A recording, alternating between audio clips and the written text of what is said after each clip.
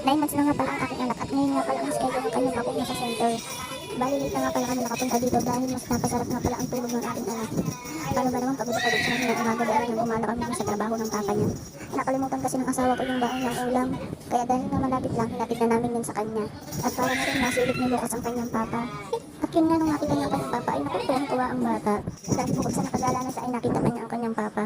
Kaya nga pag uwi namin ayun bagsak ang bata dahil napasarap ang kanyang tulog. Balik nga pala tayo sa bakuna ni Lucas. Ay nga ay inaaliw-aliw at nilililang siya para hindi siya umiyak. At sana nga ay hindi siya umiyak dahil ang bakuna nga pala niya ay sa braso at sa dila. At nakikipagtsikahan na nga rin pala ako dahil ako kinakabahan din. Kaya ko nagtsika muna ang mama niya. Tuwang-tuwa nga pala ang baby ko dahil akala niya kung saan na naman kami gagaling ay naiinisan ko sa binihisan ko. Ang hindi niya alam ngayon ang araw ng pag-iyak na dahil ngayon ang schedule ng bakuna niya.